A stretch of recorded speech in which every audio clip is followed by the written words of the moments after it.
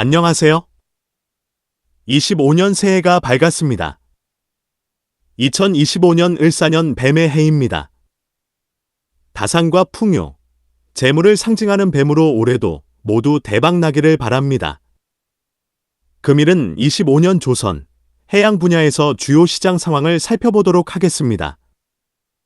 24년 한국조선소는 조선소별 다소 차이는 있지만 상당한 물량의 선박과 해양 프로젝트를 수주를 이어갔습니다. 25년 한국조선소의 조선, 해양 프로젝트 주요 키워드는 환율 영향, 후판 가격 변화, 선박 수요, 미국의 선박법 영향 등 크게 나누어 볼 수 있습니다. 첫째는 환율의 영향입니다. 2020년 수주한 선박의 인도는 조선소별로 마무리되고 있으며 2020년 이후의 계약 선박 건조 및 인도가 올해부터 시작될 것입니다. 특정 시기별로 환율은 다를 수 있으나 2021년의 매매 기준 환율은 1145원 수준이며 22년은 1294원, 23년은 1307원, 24년 4분기 매매 기준 환율은 1470원 수준입니다. 25년 초반의 경우도 환율은 24년 하반기와 유사한 1470원 수준이 유지될 것으로 보입니다. 현재 환율과 21년 환율 변화를 비교하면 28% 이상 상승한 것입니다. 그럼 왜 달러 환율이 조선 산업에 중요한 것인지 궁금할 것입니다. 선박, 해양 수주 산업은 국제 간 거래는 달러 기준으로 이루어지고 있는 것입니다. 환율 차이가 28% 상승한다는 것은 달러로 수주한 선박의 원화 기준으로는 28% 선가 상승 효과가 있다는 것입니다. 시장 환율이 조선 시장에 어떤 영향을 주는지 실제 수주 실적을 이용하여 시뮬레이션 해보겠습니다. 2022년 렌즈 운반선 선가 수주는 2억 4,800만 달러입니다. 22년 환율 달러당 1,294원, 24년 환율 달러당 1,470원입니다. 22년 조선 3사의 렌즈 운반선 수주 실적을 보면 SD한국조선해양 44척, 하나오션 38, 삼성중공업 36척입니다. 연간 수주 금액을 계산하여 보면 SD한국조선해양 14조 원, 하나오션 12조 원, 삼성중공업 11조 원 수준입니다. 24년 말 환율 기준으로 환산하여 보면 SD한국조선해양 16조 원, 하나오션 13조 원, 삼성중공업 13조 원 수준입니다. 22년 환율 기준 수주 금액과 24년 환율 기준으로 환산하였을 때 가격 차이는 엄청난 금액임을 알 수 있습니다. SD한국조선해양 1조 9,205억 2,200만 원, 하나오션 1조 6,586억 2,400만 원, 삼성중공업 1조 5,713억 2,800만 원 수준입니다. 영상의 테이블에서 알 수 있듯이 환율 차이로 이익이 14% 개선됨을 알 수 있습니다. 이 같은 가격 시뮬레이션은 극단적이라 할 수 있는 분도 있지만 한국조선소가 연간 건조하는 엔지 운반선의 척수는 약 60척가량 됩니다.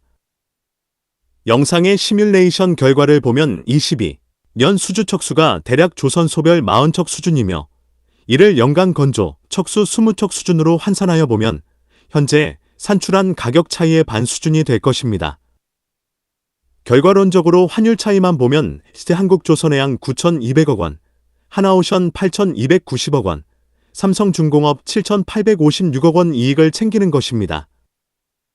조선 산업이 왜 수주 산업이며 달러에 민감한지 알 수 있는 것입니다.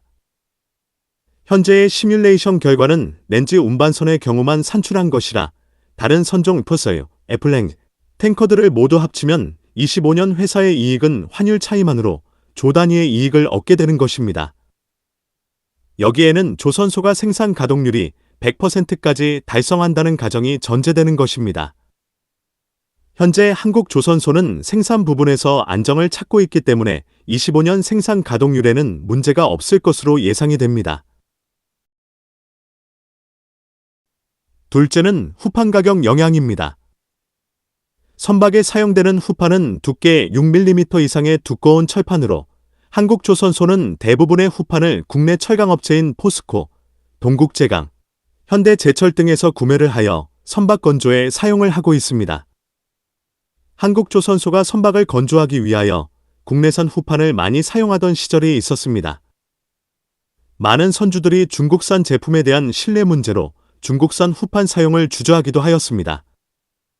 하지만 최근 몇 년 동안 중국에서 많은 선박이 건조되고 인도되는 과정을 거치면서 이 같은 우려는 시장에서 사라지고 있습니다. 그 결과 한국조선소는 중국산 후판의 수입이 증가하고 있습니다.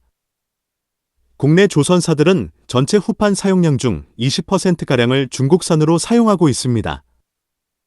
중국산 후판 가격은 국산 대비 톤당 10만 20만 원가량 저렴한 것으로 알려져 있습니다.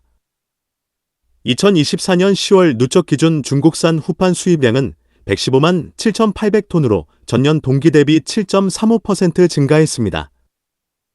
조선소와 철강사는 통상적으로 상, 하반기 두 차례 걸쳐 후판 가격을 협상합니다. 영상의 후판 가격 변화에서 볼 수 있듯이 2024년 상반기 후판 가격은 톤당 90만 원 초반에서 협상이 마무리되었습니다. 하지만 2024년 하반기 후판 가격 협상은 해를 넘겨 올해까지 이어지게 됐습니다. 후판 가격 변화가 성가에 어떤 영향을 주면 조선소 이익에는 어떤 영향을 주는지 살펴보겠습니다. 일반적으로 후판은 선박 건조, 원가의 20%가량을 차지합니다. 이것은 일반적인 평균값일 뿐이며 선종별로 차지하는 비율이 상이합니다. 후판이 많이 소요되는 탱커 선박은 성가의 15% 수준을 차지하며 렌치 운반선은 카고 화물창이 다른 재질로 설치됨에 따라 성가의 7% 수준으로 낮은 수준입니다. 컨테이너 운반선의 경우는 많은 철 구조물 등으로 구성되므로 성가의 17%를 후판이 차지합니다. 렌치 운반선의 성가에 대하여 22년 후판 가격, 성가를 현재 후판 가격으로 환산하였을 때 얼마의 조선소의 이익으로 환산되는 계산하여 보겠습니다. 앞에서 계산하였던 렌치 운반선을 예를 들어 보겠습니다. 22년 렌치 운반선 성가는 2억 4,800만 달러 수준입니다. 렌치 운반선의 후판 비율은 성가의 7% 수준으로 금액은 1,736만 달러 수준입니다. 22년 후판 가격은 톤당 120만 원, 24년 후판 가격은 톤당 90만 원 수준으로 가격 차이는 25% 정도입니다. 후판 가격의 변화를 렌치 운반선의 성가에 반영하면 1,300만 달러까지 하락하게 됩니다. 그 결과로 22년 대비 24년의 척당 후판 가격 인하를 보면 63억 7,980만 원 수준입니다. 이를 연간 건조척수 20척으로 환산하여 보면 1,275만 9,600만 원 수준입니다. 높은 후판 가격에서 낮은 후판 가격으로 전환하면서 조선소는 상당한 금액의 수익을 거두게 되는 효과를 보는 것입니다. 다른 선종의 경우도 앞에서 언급한 것과 같이 LNG 운반선보다 후판이 차지하는 비율이 높기 때문에 후판 가격 인하는 조선소 이익에 큰 영향을 줄 것으로 예상이 됩니다. 지금까지 25년 조선소 이익 개선이 어떻게 이루어지며 실질적으로 얼마의 금액으로 수익을 거두게 될지 가늠이 가능한 것입니다. 조선소별로 차이는 있을 수 있으나 연간 1조 원 이상의 이익을 거둘 수 있을 것으로 예상을 하여 봅니다. 셋째는 선박 수요, 미국의 선박법 영향 등입니다.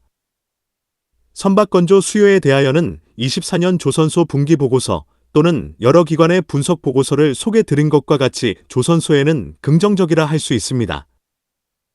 큰 줄기로 보면 렌치 운반선은 22년부터 시작된 카타르 에너지사의 발주 물량을 넘어설 수는 없지만 미국의 렌기 생산량 증가 등의 요인으로 선박의 발주는 지속 이어질 것으로 예상이 됩니다.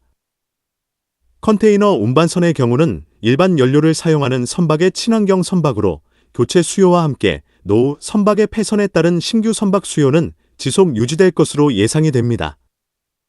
하지만 컨테이너 선박 운임비 하락 등의 요인으로 선사들의 수익성은 하락할 가능성은 높다 할 수 있습니다.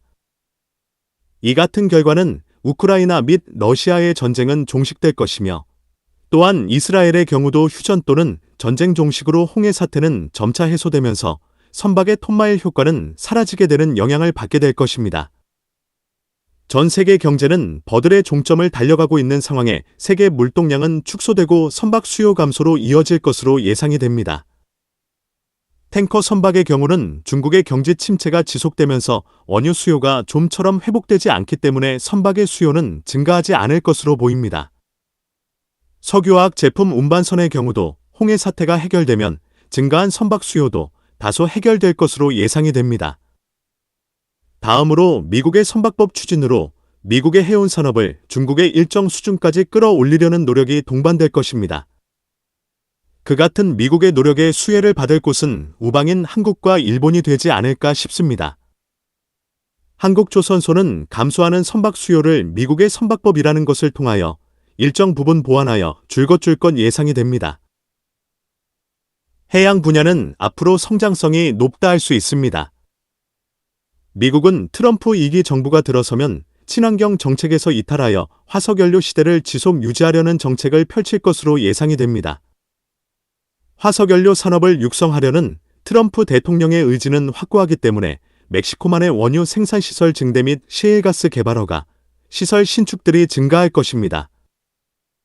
해양 관련 플랜트의 건조의 능력을 가지고 있는 한국조선소는 FP소, 리그 등의 플랫폼 건조량 증가로 긍정적인 영향을 받게 될 것입니다. 세계 경제 침체가 25년 하반기에 시작된다면 선사 등은 어려움을 겪게 될 것이지만 조선소는 당분간 영업이익 증가로 수익성이 높아질 것으로 예측이 됩니다. 25년 선박 발주 감소만을 빼고는 조선소 악재는 없을 것으로 예상이 되는 바 재무 성과에는 부정적인 영향을 적을 것입니다. 25년 한 해도 모두들 좋은 성과를 거두어 대박 나기를 바랍니다. 선박, 해양 관련 산업 및 기술에 대한 궁금한 점이 있는 분들은 아래의 카페로 방문을 하시면 많은 정보와 도움을 받으실 수 있을 것으로 생각합니다. 감사합니다.